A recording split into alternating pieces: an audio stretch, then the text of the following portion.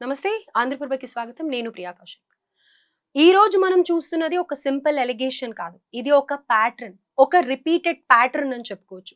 పాకిస్తాన్ నుంచి మరొకసారి అదే పాట వినిపిస్తోంది. India false flag operation plan చేస్తుంది అని. కానీ ఈసారి కూడా అదే క్వశ్చన్ ముందుకు వస్తుంది. ప్రూఫ్ ఎక్కడుంది?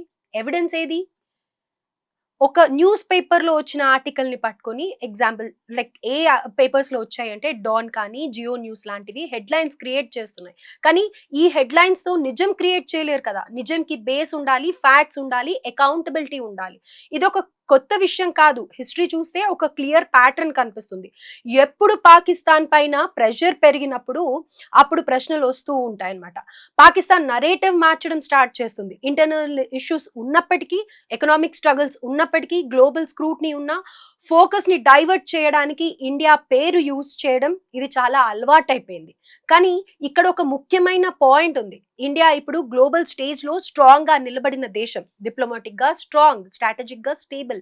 ఇలాంటి సిచ్యువేషన్ లో ఇండియాకి ఇలాంటి రిస్కీ ఫాల్స్ ఫ్లాగ్ ఆపరేషన్ ఎందుకు అవసరం ఉంటుంది? లాజిక్ కి సరిపోయే ఆన్సర్ లేదు వాళ్ళ దగ్గర. ఇంకా ఇంట్రెస్టింగ్ ఏంటంటే ఈ రిపోర్ట్స్ అన్ని కూడా సెక్యూరిటీ సోర్సెస్ అనే ఒక వర్డ్ మీద డిపెండ్ అయ్యి ఎవరు ఏ సోర్సెస్ ఎందుకు రివీల్ చేయడం లేదు అనేది తెలియట్లేదు.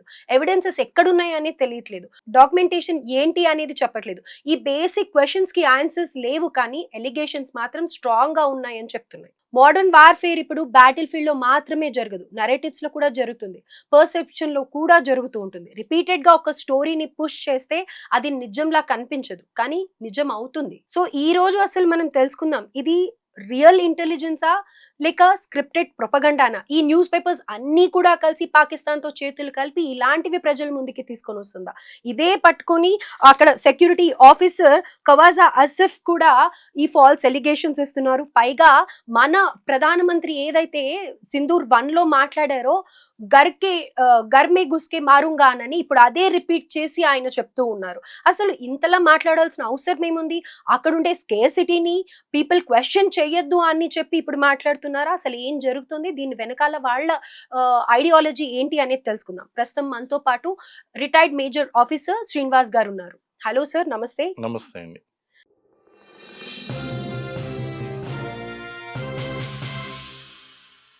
సార్, సో పాకిస్తాన్ ఏదైతే ఇప్పుడు ఫాల్స్ ఎలిగేషన్ చేస్తోందో ఇండియా మీద, ఆల్రెడీ మనం చూస్తున్నాం గుజరాత్ లో, ఢిల్లీలో, రాజస్థాన్ లో మాక్ డ్రిల్స్ అవుతున్నాయి. అనుకున్నదంతా అవుతోంది.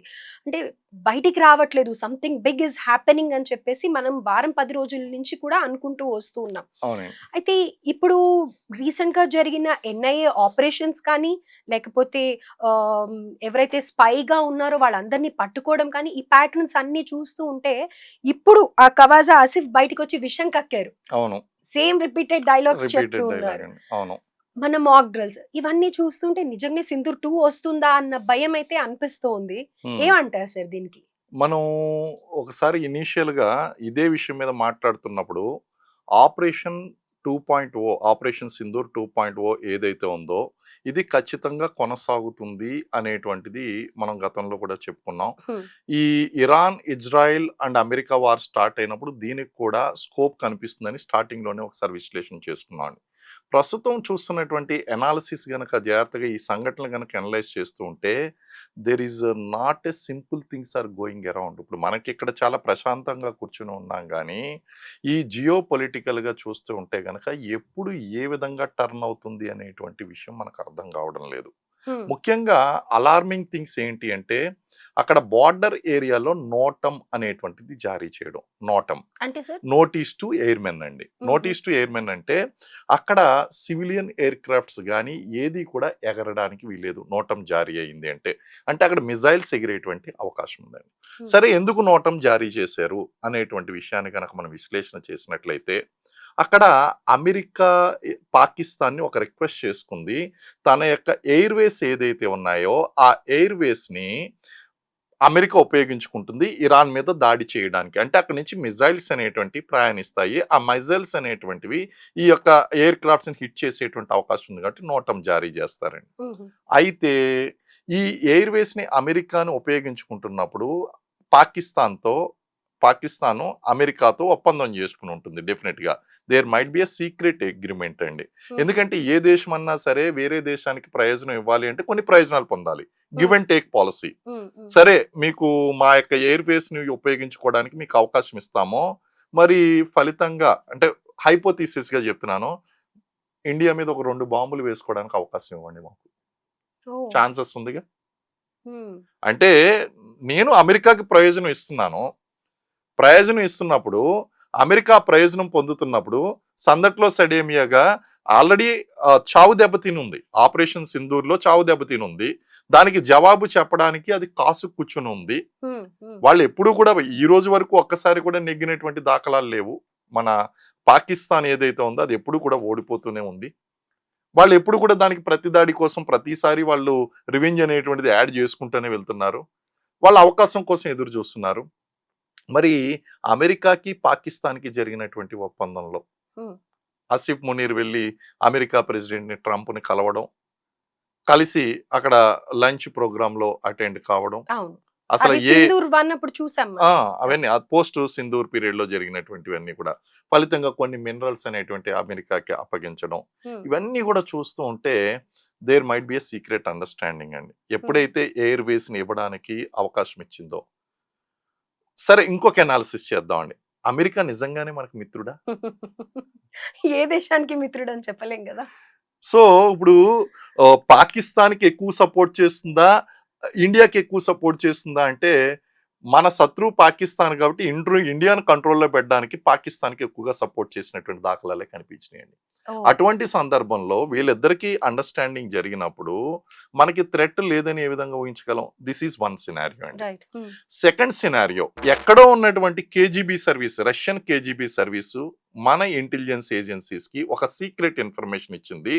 మీరు ఒక 2-3 గంటల్లో నార్త్ ఈస్ట్ లో ఉన్నటువంటి మణిపూర్ లో ఉన్నటువంటి ప్రాంతంలో అక్కడ ఎయిర్ క్రాఫ్ట్స్ ని, ఎయిర్పోర్ట్స్ ని, వీటిని అన్నింటినీ కనుక మీరు దిగ్బంధం చేసి ఇన్స్పెక్షన్స్ చేయకపోతే అక్కడ కొంతమంది తప్పించుకునేటువంటి అవకాశం ఉంది అని చెప్పిన వెంటనే మనం చేసాము. ఒక రిటైర్డ్ అమెరికన్ డిఫెన్స్ లో పనిచేసినటువంటి వ్యక్తి, అలాగే కొంతమంది ఉక్రెయిన్ సోల్జర్స్, వీళ్ళందరూ కూడా అక్కడ స్పై చేస్తూ పట్టుబడ్డారండి. అక్కడ వాళ్ళు నార్త్ ఈస్ట్ లో ఏదో డిస్టర్బెన్స్ చేయడానికి, వాళ్ళు ఏంటంటే వాళ్ళు ఈ మిలిటెంట్ గ్రూప్లు ఏదైతే ఉందో వాళ్ళకి ట్రైనింగ్ ఇచ్చేటువంటి దాంట్లో ఉన్నటువంటి వ్యక్తులు వీళ్ళు పట్టుబడ్డారు. అంటే there is something is happening. Immediate గా ఎన్ఐఏ అలర్ట్ కావడం. ఆ ఇన్ఫర్మేషన్ ఎక్కడి నుంచి వచ్చింది? మన రాకి డైరెక్ట్ గా దొరికినటువంటి ఇన్ఫర్మేషన్ కాదు, ఇంటెలిజెన్స్ బ్యూరోకి దొరికినటువంటి ఇన్ఫర్మేషన్ కాదు, డైరెక్ట్ గా ఉక్రెయిన్ ఇన్వాల్వ్ అయ్యింది. కాబట్టి అక్కడ కేజీబీ సర్వీసెస్ మీరు 2 గంటల్లో వాళ్ళని పట్టుకోకపోతే వాళ్ళు మీ దేశం దాటి వెళ్ళిపోతారు. ఆ తర్వాత వాళ్ళు మీ చేతికి మళ్ళీ చెక్కరు, ఇన్ఫర్మేషన్ చెక్కదు, వెళ్ళి అర్జెంట్ గా వాళ్ళని క్యాచ్ చేయండి అంటే ఎన్ఐఏ ఇన్వాల్వ్ అయ్యి ఇమీడియట్ గా అరెస్టులు చేయడం అనేటువంటిది జరిగిందండి. There is something unusual happened there. Next, ఇప్పుడు భారత్ యొక్క పరిస్థితి చాలా తటస్థంగా మారిపోయింది. అటు అమెరికాకి సపోర్ట్ చేయలేనటువంటి పరిస్థితి, ఇటు ఇరాన్కి సపోర్ట్ చేయలేనటువంటి పరిస్థితి, ఇద్దరితో కూడా మంచి రిలేషన్స్ మెయింటైన్ చేయవలసినటువంటి పరిస్థితి అండి. అలాగే మనకి ఇక్కడ న్యాచురల్ ఎనిమీస్ మన చుట్టూ కాసు కూర్చొని ఉన్నారు. ఇటు పాకిస్తాన్, అటు చైనా, అలాగే ఇటు బంగ్లాదేశ్, వీళ్ళందరూ కూడా కాసుకుని కూర్చుని ఉన్నారు. అండ్ ఇంటర్నల్ సెక్యూరిటీ ప్రాబ్లం ఉండనే ఉందండి.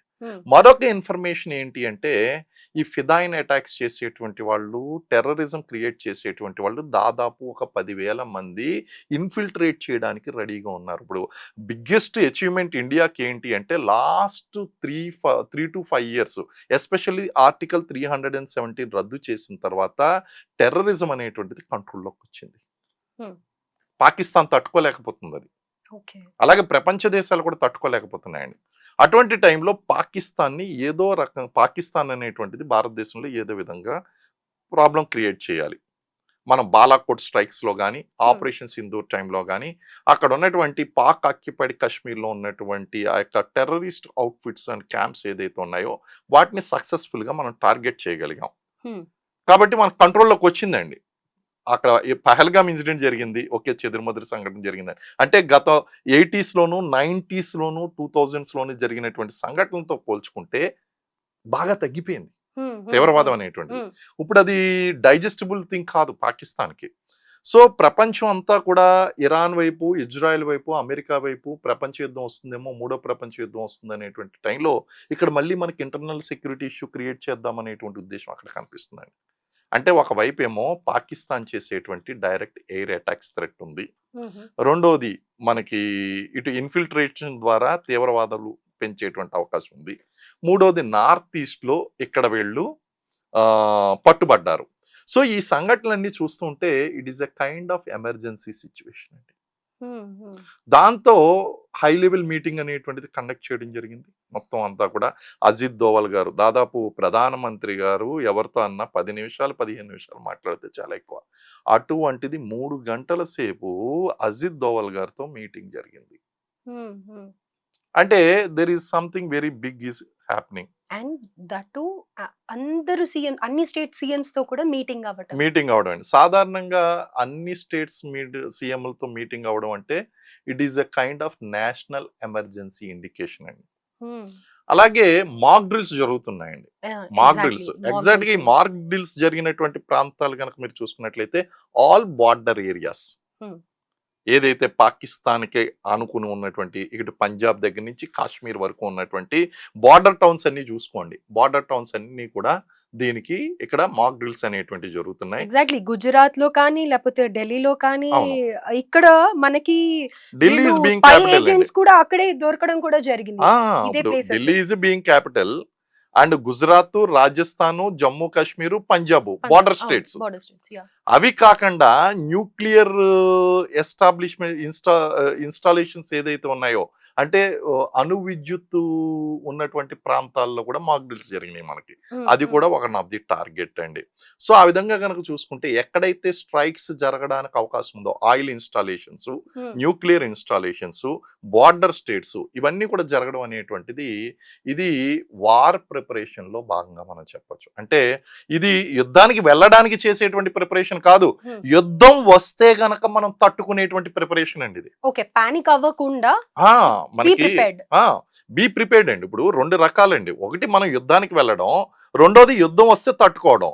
ఇప్పుడు మనం చేస్తున్నటువంటి ప్రిపరేషన్ ఏంటి అంటే యుద్ధం వెళ్ళడానికి చేస్తున్నటువంటి ప్రిపరేషన్ కాదు, యుద్ధం వస్తే గనక ఎటువంటి సిచ్యువేషన్ లో ఉండాలి. It does not the direct indication of war. మనమైతే యుద్ధం చేయం, it is not direct indication of war. But యుద్ధం చేస్తే కనుక ఇన్ కేస్ వాళ్ళు ఇప్పుడు పాకిస్తాన్ ఇప్పుడు ఈ అవకాశాలు ఇప్పుడు అన్ని చూస్తూ ఉంటే కనుక ఇట్ ఈస్ నాట్, మీరు డాట్స్ కనెక్ట్ చేయండి, ఇక్కడ నార్త్ ఈస్ట్ లో స్పైస్ అనేటువంటి వాళ్ళు ఎన్ఐఏ అరెస్ట్ చేయడం, ఈ స్పైస్ ని ఇక్కడ ఉక్రెయిన్ అండ్ అమెరికన్ పీపుల్ ని అరెస్ట్ చేయడం, వాళ్ళని అదుపులో తీసుకుని ప్రశ్నించడం. రెండోది ఇక్కడ ఉన్నటువంటి బార్డర్ స్టేట్స్ లో మనకి ఈ విధమైనటువంటి మాక్ డ్రిల్స్ జరగడం. నెక్స్ట్ ఇన్ఫిల్ట్రేషన్ కి సిద్ధంగా ఉన్నారు అనేటువంటి సమాచారాన్ని మనం రిసీవ్ చేసుకోవడం, ఇవన్నీ నార్మల్ థింగ్స్ కాదు. అండ్ టెర్రరిస్ట్ మజూద్ అలీ దొరకడం ఇవన్నీ కూడా నార్మల్ థింగ్స్ అయితే కాదండి. అయితే సిచ్యువేషన్ అవుట్ ఆఫ్ కంట్రోల్ అయితే అవ్వలేదు. మనం ఇవన్నీ కూడా సిచ్యువేషన్ కంట్రోల్లో పెట్టుకుని చేస్తున్నటువంటి మెజరబుల్ యాక్షన్స్ అండి. ఇవన్నీ measurable risks, measurable actions, measurable precautions as part of defence strategies మనం ఇవన్నీ కూడా చేస్తున్నాం అండి. సెక్యూరిటీ పరంగా ఇండియా అలర్ట్ గా ఉంది అని అలర్ట్ గా ఉన్నది, మనకు ఆశ్వాసన ఇస్తున్నాం, మన దేశ ప్రజలకు ఆశ్వాసన ఇస్తున్నాం. ఎందుకంటే యుద్ధాలు అనేటువంటి యుద్ధ సమయంలో దాని యొక్క ప్రిపరేషన్ ఉండదు, శాంతి సమయాల్లోనే ప్రిపరేషన్ ఉంటుంది. యుద్ధం యొక్క ప్రిపరేషన్ యుద్ధం ప్రారంభమైనప్పుడు ఉండదు, యుద్ధం ప్రారంభం అవ్వక ముందు సంవత్సరాల కొద్దీ ప్రిపరేషన్ కొనసాగుతుంది. యుద్ధ సన్నద్ధత అనేటువంటిది నిరంతరం కొనసాగుతూ ఉంటుంది. యుద్ధ సన్నద్ధత అనేది ఆన్గోయింగ్ ప్రాసెస్ అండి. నేను ఈ రోజు రెడీగా ఉన్నానంటే రేపు పొద్దున్న వీక్ గా ఉండొచ్చు. No, it's a continuous process. ఈ ప్రాసెస్ లో భాగంగా కొన్ని ఇండికేషన్స్ ఉంటాయి, కొన్ని అనాలిసిస్ ఉంటాయి. ఆ థ్రెట్స్ పర్సెప్షన్ అనేటువంటిది ఉంటుంది.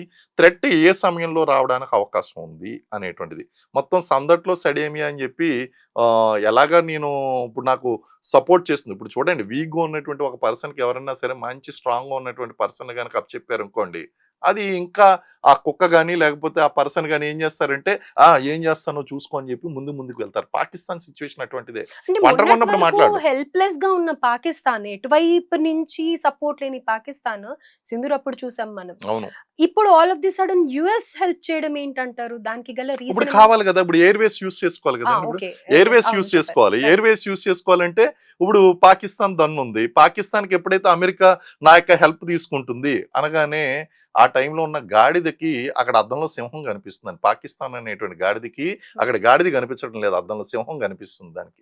Okay. So it is feeling it is a line ఆ! టెంపరరీగా. అంటే ఈ టెంపరరీ సపోర్ట్ ఏదైతే ఉందో నా వెనకాల అమెరికా ఉంది.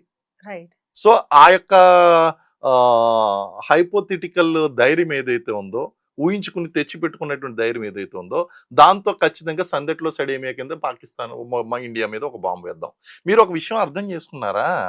ఇరాన్ ఏ విధంగా అయితే ఇప్పుడు యుద్ధం చేస్తుందో, పాకిస్తాన్ కూడా ఆ విధంగా యుద్ధం చేయడానికే అది సింపుల్ డ్రోన్స్ పంపించింది మన మీద. హ్మ్. హ్మ్. ఆ సింపుల్ డ్రోన్స్‌ని పంపించడానికి మనం S-400 అలాగే మన కాస్ట్‌లీ మిసైల్స్ యూజ్ చేయవలసినటువంటి అవసరం ఏర్పడింది. హ్మ్.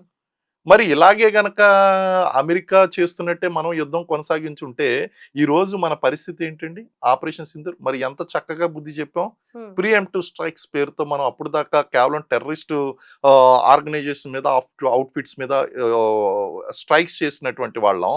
సడెన్‌గా ఏం చేసామంటే, వాళ్ళ యొక్క ఎయిర్ బేసెస్ మీద, అలాగే న్యూక్లియర్ ఇన్‌స్టాలేషన్స్ మీద కొట్టి పడేసామండి. హ్మ్. హ్మ్. అంటే ఏంటి? ఇంక నువ్వు మళ్ళీ ఇక్కడ డ్రోన్స్ పంపిస్తే గాని నిన్ను నాశనం చేసేస్తాం. హ్మ్. అంతే తప్ప అమెరికాల లాగా మనం కాస్ట్‌లీ కోట్లు విలువ చేసేటువంటి మిసైల్స్ పంపించలేదు. మన స్ట్రాటజీ అర్థం చేసుకోండి ఇక్కడ. రైట్. హ్మ్. సో ఇవన్నీ కూడా చూస్తే పాకిస్తాన్ ఏమనుకున్నదంటే ఏదో రకంగా చిన్న చీపెస్ట్ డ్రోన్స్ పంపించేసి భారతదేశాన్ని ఇప్పుడు ఇరాన్, అమెరికాని ఏ విధంగా అయితే ఇబ్బంది పెడుతుందో అదే విధంగా ఆర్థిక పరమైనటువంటి ఇబ్బందుల్లోకి నెట్టేద్దామని ఆపరేషన్ సింధూర్ టైంలో చూస్తే మన హ్మ్. ఇండియా యొక్క స్ట్రాటజీ చూడండి ఎంత గొప్పగా ఉందో.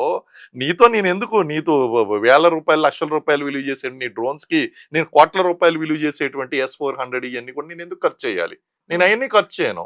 అవి ఎలాగా నేను అడ్డుకుంటాను. అడ్డుకోవడంతో పాటు అసలు నువ్వు డ్రోన్సే పంపించకుండా నిన్ను భయపెడితే ఎలా భయపెట్టాలి నిన్ను? కొడతా డైరెక్ట్‌గా. ప్రధాని ఉన్నటువంటి నివాస భవనం ఏదైతే ఉందో, ఆ నివాస భవనానికి 50 మీటర్ల దూరంలో మనం మిసైల్ ఏసాము. హ్మ్. హ్మ్. 50 మీటర్లలో అది మిస్ అయ్యి పడిందా? అది మిస్ అయ్యి ఏం పడలేదు అది. చెప్పాం చంపలేదు. అప్పటికి స్ట్రాటజిక్ చంపలేదండి. మూవ్. స్ట్రాటజిక్ మూవ్ అండి. 50 మీటర్ల దూరంలో వేసినటువంటి వాడికి 50 మీటర్ల ముందు వేయడం పెద్ద కష్టమేం గాదు. జాగ్రత్త. ఆ విధంగా మనం నిలువరించగలిగామండి. అయితే అయన్నీ మర్చిపోయింది. ఈరోజు మళ్ళీ అమెరికా ఏదో ఎయిర్‌వేస్ అనేటువంటి ఉద్దేశ్యంతో వాళ్ళతో ఒప్పందం తీసుకోవడం ఇవన్నీ కూడా చూసి, ఈ వాపుని చూసి ఏదో నిజంగా స్ట్రెంత్ వచ్చింది అని చెప్పేసి అమెరికా భావించడం అనేటువంటిది అవివేకం అవుతుంది. బట్ మన ప్రిపరేషన్స్ అనేటువంటివి మనకు కొనసాగుతూ ఉంటాయి. నార్మల్ థింగ్స్ అయితే అవ్వట్లేదండి ఇవన్నీ కూడా. These are all normal things. Sir, అయితే ఇప్పుడు మీరు ఏంటి అనేది మొత్తం చెప్పారు.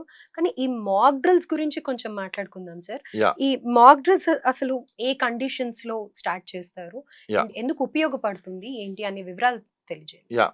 మాక్ డ్రిల్స్ అని చెప్పేసి అందరూ కూడా అంటూ ఉంటారండి. అంటే ఒక ఈ కామన్ మ్యాన్‌కి ఆ! మాక్ డ్రిల్ అంటే డిఫరెన్స్ తెలియాలి కదా! సో ఆ!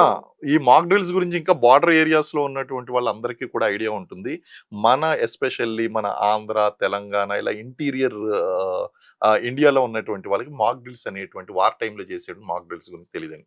మాక్ డ్రిల్ అంటే ఏంటంటే యుద్ధ సమయం గనక ఒక simulation kind of a situation. హ్మ్. యుద్ధం గనక వస్తే గనక ఇటు పోలీసు, మిలిటరీ, డిస్ట్రిక్ట్ అడ్మినిస్ట్రేషన్ అలాగే NDRF national disaster responsible forces చెందినటువంటి దళాలు, అలాగే వైద్య బృందాలు హ్మ్. ఇవన్నీ కలిపి ఆ సిట్యుయేషన్‌ని ఎలా కోఆర్డినేట్ చేసుకోవాలి. ఫస్ట్ ఒక సైరన్ వస్తుందండి. ఓకే. సైరన్ వచ్చినప్పుడు పారిపోవాలి. అయితే అందులో డిఫరెంట్ కైండ్స్ ఆఫ్ సైరన్స్ ఉంటాయి. హ్మ్. ఇప్పుడు ఏదన్నా సరే ముందుగా తెలియచేస్తేనే కదా!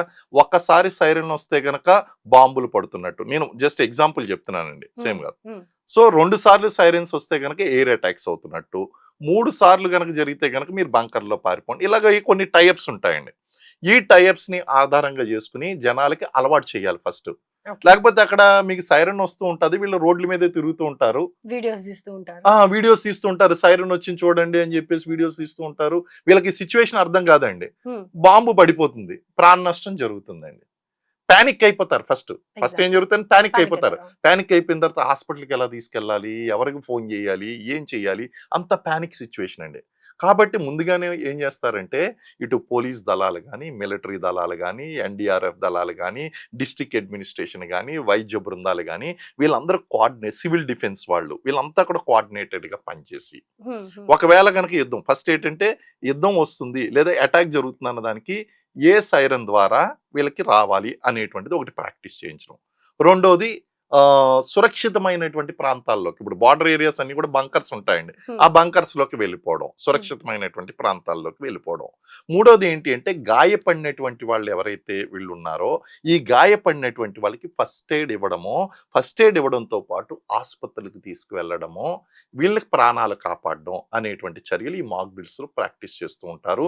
ఇందులో ఫైర్ డిపార్ట్మెంట్, ఎందుకంటే ఫైర్ క్రియేట్ అవుతూ ఉంటుంది, ఫైర్ డిపార్ట్మెంట్ వాళ్ళు ఎప్పుడు సన్నద్ధతగా ఉండాలి. సో మాక్ డ్రిల్స్ లో ఎవరు ఏ పని చేయాలి, ఎవరికి కాల్ చేయాలి, ఎవరి డ్యూటీస్ ఏ విధంగా నిర్వర్తించాలి అనేటువంటిది ఒక ప్రీ ప్లాన్డ్ ప్రాక్టీస్ అనమాట అండి. ఇలాగ 2-3 సార్లు ప్రాక్టీస్ చేసిన తర్వాత 4వ సారి కూడా ప్యానిక్ వస్తుంది. ఇలాంటి మాక్ డ్రిల్స్ లో ఏం చేస్తారంటే కండిషన్స్ ఇస్తారండి. కండిషన్స్ ఏంటంటే ఓకే పైనుంచి ఎయిర్ క్రాఫ్ట్స్ వచ్చి బాంబులు వేస్తున్నాయని ఒక కండిషన్ క్రియేట్ చేస్తారు. కండిషన్ క్రియేట్ చేసి పలానా బిల్డింగ్ మీద బాంబు పడింది అంటారు. వెంటనే అక్కడ ఏం చేస్తారంటే కొంతమంది గాయపడినటువంటి వాళ్ళని గాయపడినట్టుగా పడుకోబెడతారు. వెంటనే వీళ్ళు స్ట్రెచ్చర్ మీద మోసుకుని వెళ్ళి అక్కడ డిస్ట్రిక్ట్ అథారిటీస్కి అక్కడ హాస్పిటల్లో జాయిన్ చేయడం, ఎన్ని నిమిషాలు పట్టింది, ప్రాపర్ గా ఎవరికి కాల్ చేశారు ఏంటి, ఇవన్నీ కూడా చూస్తూ ఉంటారు. చూసి అందులో లెసన్స్ లెర్న్డ్ అని ఉంటుంది, ఒక రిహార్సల్ లా చేసి అందులో ఉన్నటువంటి లోపాలన్నీ కూడా బయట పెడతారు. అంటే ఇక లోపాలు అనేటువంటి బ్లేమ్ చేయడానికి కాదు, కరెక్ట్ చేసుకోవడానికి. అంటే రియల్ టైం వార్ సిచ్యువేషన్ వచ్చింది అంటే ఎలా బిహేవ్, ఇది ఏంటంటే మానసిక సంసిద్ధత, అలాగే అక్కడ ఉన్నటువంటి administrative preparedness, emergency preparedness, psychological preparedness, ఇలాగ అన్ని రకాలైనటువంటి ప్రిపేర్డ్నెస్ ని కోఆర్డినేట్ చేసుకోవడం కోసం మాక్ డ్రిల్స్ అనేటువంటివి చేస్తారండి. ఇందులో fire department, police department, district authority అందరూ ఇన్వాల్వ్ అయి ఉంటారండి. ఇలాంటిది జరిగింది అంటే yes it is a preparedness for the war but not definite indication of the war. నువ్వు వార్కి వెళ్తావా వెళ్ళదా అనేది తర్వాత, కానీ యుద్ధం వస్తే మాత్రం ఇలాంటి కండిషన్స్ వస్తే మాత్రం ఎలా ఉండాలి, it is a preparedness for the war. ఇది చాలా అర్థం చేసుకోవాలి. ఎందుకు ప్యానిక్ అవ్వకూడదు అంటే యుద్ధం వస్తే ఎలా బిహేవ్ చేయాలి అనేటువంటి దానికి ఇండికేషనే తప్ప ఇండియా యుద్ధానికి వెళ్తుంది అన్న దానికి ఇండికేషన్. ఇప్పుడు జరిగే మాక్ డ్రిల్స్ కూడా జస్ట్ ప్రిపరేషన్ మాత్రమే అని అంటారు. ఇది ఒక ప్రిపరేషన్ అండి. Preparation is the ongoing process అండి. Preparation is ongoing process. మనం ఎందుకంటే గత 60-70 ఇయర్స్ లో కనుక చూసుకుంటే ఎక్కువగా యుద్ధాలు ఫైట్ చేయలేదు. కానీ కార్గిల్ వార్ తర్వాత, అలాగే బాలాకోట్ స్ట్రైక్స్ తర్వాత, ఆపరేషన్ సింధూర్ తర్వాత దీని యొక్క threat perception with Pakistan has increased. దానికి 2 కారణాలు. ఒకటి భారత్ సాధిస్తున్నటువంటి విజయాలు, ఏ విధంగా ఈ యొక్క టెర్రరిజం కంట్రోల్ చేయడంలోనూ సాధించినటువంటి విజయం, ఆపరేషన్ సింధూర్లో సాధించినటువంటి విజయం, కార్గిల్ వార్లో సాధించినటువంటి విజయం, ఇవన్నీ కూడా పాకిస్తాన్కి పచ్చిమిరగాయ రాసినట్టు పుండి మీద కారం చల్లినట్టుగా ఉంది. వాళ్ళు ఏదో రకంగా ప్రపంచ దేశాల ముందు పరుగు పోయింది పాకిస్తాన్కి. ఏదో రకంగా మేము భారతదేశాన్ని చావు దెబ్బ కొట్టాము అనేటువంటిది ఒక్కసారైనా అనిపించుకోవాలి కాబట్టి వాళ్ళు దొంగ దెబ్బ తీసేటువంటి అవకాశం ఉంది. This is the perfect scenario. ఇప్పుడు జరుగుతున్నటువంటి సినారియో ఏదైతే ఉందో ఇది అటాక్ చేయడానికి పెర్ఫెక్ట్ సినారియో. కారణం ఏంటి అంటే అటు పక్క ఆల్రెడీ వాళ్ళని చావు దెబ్బ తీస్తున్నారండి. ఆఫ్ఘనిస్తాన్ చేతిలో చావు దెబ్బ తిన్నారు, ఇటు బెలూచిస్తాన్ చేతిలో చావు దెబ్బ తింటున్నారు. ఇవన్నీ కూడా చూస్తుంటే మరో పక్కన పస్తూనిస్తాన్ వస్తుంది. ఇలాగ ఇంటర్నల్ సివిల్ వార్ థ్రెట్ అనేటువంటిది ఉంది. మరో పక్కన తినడానికి తిండి లేదు. ఇవన్నీ కూడా చూస్తూ ఉంటే చాలా ఘోరమైనటువంటి సిచ్యువేషన్ లో ఉన్నప్పుడు ప్లస్ పాయింట్ ఏంటంటే ఆఫ్ఘనిస్తాన్, బలూచిస్తాన్ తో మనకి టర్మ్స్ బాగున్నాయి. Is it right? మనకి చాలా బాగుందండి. ఇప్పుడు బెలూచిస్తాన్ తో మనకి ఎంత చక్కటి రిలేషన్స్ ఉన్నాయి అంటే ఇండైరెక్ట్ గా ఒక రకంగా చెప్పాలంటే పాకిస్తాన్ ఏమని భావిస్తుందంటే అసలు బెలూచిస్తాన్ ప్రాబ్లం క్రియేట్ చేసిందే మనం అని చెప్తుంది. ఓకే. అలాగే మనం 9 రకాలైనటువంటి ముఖ్యమైనటువంటి పనులు చేసామండి ఆఫ్ఘనిస్తాన్ లో. వాళ్ళ యొక్క గుండె తాలిబన్స్ ని ఎవరు గుర్తించలేదు. తాలిబన్స్ అనగానే ప్రపంచం అంతా భయపడింది. మనం కూడా అఫీషియల్ గా గుర్తించినప్పటికీ కూడా మనం ఏం చేసాం, వాళ్ళకి పార్లమెంట్ భవనాన్ని కట్టించడంలో మన యొక్క ఇంజనీరింగ్ సంస్థలన్నీ కూడా భారత ప్రభుత్వం అంతా కూడా ఇన్వాల్వ్ అయి ఉన్నదండి. అలాగే వాళ్ళకి మెడికల్ సర్వీసెస్ ఇవ్వడంలో కానీ, ఎడ్యుకేషనల్ సర్వీసెస్ ఇవ్వడంలో కానీ, వాళ్ళని ఎమర్జెన్సీస్లో ఆదుకోవడం కానీ ఇవన్నీ కూడా చేస్తుంటే మనం తాలిబన్స్ కి అక్కడ ఉన్నటువంటి గవర్నమెంట్ కి మనం చేసినటువంటి సపోర్ట్ అండి. ఇప్పుడు తాలిబన్స్ కి ఎగ్నెస్ట్ గా పాకిస్తాన్ గొడవ పెట్టుకుని వాళ్ళతో చేస్తే అందులో మనం చేసినటువంటి తప్పే ఉంది అందులో. సో అగైన్ మనకి చాలా మంచి రిలేషన్స్ ఉన్నాయి ఇటు ఆఫ్ఘనిస్తాన్ పట్ల కానీ and and Afghanistan Talibans again they are dead against Americans, dead against Pakistan. మరి డెడ్ ఎగ్నెస్ట్ అయినటువంటి ఇద్దరు కూడా మిత్రత్వుల కింద ఇప్పుడు దగ్గరికి వచ్చారు, వీళ్ళ యొక్క ఎయిర్వేస్ ని యూజ్ చేసుకుంటున్నారు. రీసెంట్ గా మనం అందరం కూడా దృష్టి పెట్టినటువంటి మరొక విషయం ఏంటి అంటే అమెరికా యొక్క రక్షణ వ్యూహకర్త చాలా కీలకం అనమాట అండి. అసలు అమెరికా నెక్స్ట్ 20 years ఏ దేశంతో యుద్ధం చేయాలి, ఎవరితో యుద్ధం చేయాలి అని డిసైడ్ చేసినటువంటి ఒక కీలకమైనటువంటి వ్యక్తి ఎల్బ్రిడ్జ్ కోల్బీ అండి. ఎల్బ్రిడ్జ్ కోల్బీ ఈయన ఏం చేశాడు, భారతదేశానికి వచ్చి చాలా సీక్రెట్ గా మన యొక్క అజిత్ దోవల్ని వీళ్ళందరినీ కూడా కలిసి డిస్కస్ చేయడం అనేటువంటిది జరిగింది. అంటే ఇప్పుడు అమెరికాకి ఎయిర్వేసెస్ తీసుకుంటున్నప్పుడు భారతదేశాన్ని కూడా కాన్ఫిడెన్స్ లో తీసుకోవాలి, ఎందుకంటే మనం నోటెం అనేది జారీ చేయవలసినటువంటి అవసరం ఉంది, వ్యూహాన్ని కొంతవరకు డిస్కస్ చేయవలసినటువంటి అవసరం ఉంది. కాబట్టి ఇటు అమెరికా పాకిస్తాన్ దగ్గర ఎయిర్వేస్ యూజ్ చేసుకుంటున్నంత మాత్రాన పాకిస్తాన్కి మాత్రమే ఫరగా ఉంది, ఇండియాకి లేదని చెప్పడానికి లేదు. ఆయన రీసెంట్ గా భారతదేశానికి రావడం జరిగింది ఎల్బ్రిడ్జ్ కోల్బీ. ఆయన వచ్చి మన యొక్క senior internal security NSA advisor తోని అలాగే ఇతర వ్యక్తులతో కలవడం డిస్కస్ చేయడం అనేటువంటి జరిగిందండి. ఇవన్నీ కూడా చూస్తూ ఉంటే మనం యుద్ధానికి సన్నద్ధత చేయడం లేదు, యుద్ధం వస్తే గనక యాజ్ పార్ట్ ఆఫ్ డిఫెన్స్. కాకపోతే ఆపరేషన్ సింధూర్ 2 అవుతుందా అంటే మనం ఎగ్జాక్ట్ గా జరగాలి అని కోరుకోవడం లేదు. కానీ పాకిస్తాన్ కనుక అన్నారు అగర్ ఏ కౌర్ బార్ అగర్ టెర్రరిస్ట్ అటాక్ हुआ तो घर के अंदर घुस के मारेंगे అని చెప్పేసాం. అంటే టెర్రరిస్ట్ అటాక్ అయితే మరి ఓ పక్కన మరి వాళ్ళు ఇక్కడ కవాజా ఆసిఫ్ ని ఒక జోకర్ గా చూస్తూ ఉంటాం. Is not at all important person in Pakistan. అసలు పాకిస్తాన్ వాళ్ళని మనం పెద్దగా కేర్ చేయం, బట్ స్టిల్ ఎవరన్నా ఒక పర్సన్ వచ్చి అడ్రస్ చేస్తున్నారు అని అంటే కనుక వాళ్ళు కొంచెం మంచి పొజిషన్ లో ఉండేవాళ్ళు కానీ వాళ్ళు మాట్లాడితే ఒక వాల్యూ ఉండేవాళ్ళని కానీ చూస్తాం. ఈ పర్సన్ ని అసలు కన్సిడరే చెయ్యం కదా, ఈయన వచ్చి ఇవన్నీ మాట్లాడడం ఏంటి? రెచ్చగొట్టడం అండి, ఇవన్నీ కూడా మాటకు మాట. మీరు ఆపరేషన్ సింధూర్ టైంలో కూడా మాటల యుద్ధాలు నడిచినాయి. వాళ్ళ మినిస్టర్ ఏదో ఒకటి మాట్లాడడం, మన జయశంకర్ గారు మాట్లాడడం, ఆ తర్వాత వాళ్ళ మినిస్టర్ మాట్లాడడం, ప్రైమ్ మినిస్టర్ మన ప్రైమ్ మినిస్టర్ మాట్లాడడం, వాళ్ళ ఆర్మీ చీఫ్ ఒక మాట మాట్లాడితే మన ఆర్మీ చీఫ్ దానికి నారావణే చాలా చక్కటి ధీటైనటువంటి జనరల్ నారావణే కూడా ధీటైనటువంటి సమాధానం చెప్పడం, ఇవన్నీ కూడా చూస్తూ ఉంటే మనకి ఏమనిపిస్తుంది అంటే మాటల యుద్ధం అనేది నడుస్తుంది. ఇప్పుడు అదే కైండ్ ఆఫ్ సిచ్యువేషన్ నడుస్తుందండి. వార్ డ్రిల్స్, మాక్ డ్రిల్స్ నడుస్తున్నాయి, మాటల యుద్ధం నడుస్తుంది. ఇదంతా కూడా ఒక టెన్షనియస్ సిచ్యువేషన్ అయితే క్రియేట్ అయింది. అండ్ బ్లేమ్ కూడా చేస్తుంది పాకిస్తాన్. ఏం చేస్తుంది అంటే బ్లేమ్ చేస్తుంది, భారత్ యుద్ధానికి తయారవుతుంది అని చెప్పేసి అది స్టార్టింగ్ లోనే నెల రోజుల క్రితమే అంది. అంటే ఏంటి అంటే సైలెంట్ గా వచ్చి ఇలా కొట్టడానికి ప్రయత్నిస్తూ ఇదిగో నన్ను కొట్టడానికి ప్రయత్నిస్తానని బ్లేమ్ చేయడం అనమాట. అది వితౌట్ ఎనీ ఎవిడెన్సెస్. అదే కదా ఇందాక నేను అన్నాను, ఏ ఎవిడెన్స్ ప్రూఫ్ లేకుండా పేపర్ లో వచ్చింది తీసుకొని ఇండియా ఇలా చేస్తోంది అని. ముందర కాళ్ళకు బంధాలు వేయడం, మన యొక్క డిఫెన్స్ స్ట్రాటజీ ప్రిపరేషన్స్ ఏదైతే ఉన్నాయో దాన్ని చేయనివ్వకుండా చేయడం ప్రపంచ దేశాలు చేసే ప్రయత్నం చేస్తుందని అంటారా? 100% అది మొదటి నుంచి పాకిస్తాన్ చేసినటువంటి పని అదే. కాశ్మీర్ విషయంలో కానీ లేకపోతే ఏ విషయంలో చూసుకున్నా సరే భారతదేశాన్ని బ్లేమ్ చేయడం అనేటువంటిది జరుగుతుంది. పాకిస్తాన్ యొక్క ఇది ప్రోపగండాలో భాగం అండి. దీన్ని ఏమంటారంటే ప్రోపగండా అంటారు. ప్రోపగండా అంటే యుద్ధం ప్రారంభం అయ్యే కంటే ముందు ప్రోపగండా చేయడం అనేటువంటి జరుగుతుంది. యుద్ధం జరుగుతున్నప్పుడు ప్రోపగండా జరుగుతుంది, యుద్ధం తర్వాత కూడా ప్రోపగండా జరుగుతుందండి. ఓ రకంగా చెప్పాలంటే ఆపరేషన్ సింధూర్ టైంలో ఎవరు నెగ్గారు ఎవరు ఓడిపోయారు అనేది ప్రపంచం అంతా తెలిస్తే పాకిస్తానీ క్రికెటర్స్ పాకిస్తాన్ ఫ్లాగ్ తీసుకుని మేము నెగ్గామని చెప్పేసి విజయయాత్రలు చేశారు. ప్రాపగండాలో భాగం అండి అదంతా కూడా. సో ఇప్పుడు కూడా భారత్ మా మీద యుద్ధానికి వస్తుంది అని చెప్పేసి ఎందుకన్నారంటే అదిగో నువ్వు పలానా చేస్తున్నావు అంటే మీకు ముందు కాలకు బంధం వేయడం. And they are giving us a good opportunity అని చెప్పుకోవచ్చా? బికాస్ ఇందాకే మనం మాట్లాడాం ఆఫ్ఘనిస్తాన్ బలూచిస్తాన్ తో మనకి మంచి బంధాలు లైక్ రిలేషన్షిప్ ఉంది. సో ఇలాంటప్పుడు పాక్ ఆక్రమించిన కాశ్మీర్ మనం చేతిలోకి తీసుకునే ఛాన్సెస్ ఉన్నాయని అంటారా? 100% అండి. మనకి సిచ్యువేషన్ అనేటువంటిది అనుకూలించాలి. ఇప్పుడు వరకు కూడా మనం చెప్తున్నాను, ఇప్పటికీ కూడా దీన్ని అవకాశంగా తీసుకుని మనం అగ్రెసివ్ గా వెళ్ళటం లేదు. కానీ అది ఏ పొరపాటు చేసినా సరే, ఎక్కడైనా బార్డర్ ఏరియాలో బాంబులు వేసినా లేకపోతే ఏ విధమైనటువంటి మిలిటెన్సీ పాక్ ఆక్రమిత కాశ్మీర్లో ఉన్నటువంటి మిలిటెంట్ అవుట్ఫిట్స్ కానీ లేదా పాకిస్తాన్ ప్రేరేపిత ఉగ్రవాద సంస్థలు కానీ ఏదైనా సరే వాళ్ళు గనక ఇక్కడ భారతదేశం మీద గనక చేస్తే ఖచ్చితంగా దీన్ని మనం ఒక అవకాశంగా తీసుకోవాలి, తీసుకుంటాము కూడా. కారణం ఎలా ఏంటంటే ఉండబోతుంది సార్ ఈసారి? ఈసారి ఉంటే గనక ఒకటండి, ఎయిర్ డిఫెన్స్ లో గనక మనకి టార్గెట్స్ అనేటువంటి ఫిక్స్డ్ గా ఉన్నాయి. హ్మ్, హ్మ్. మనం సివిలియన్ ఏరియాస్ అనేటువంటి మనం పెద్దగా టార్గెట్ చేయలేదు. చేయలేదు. అవును.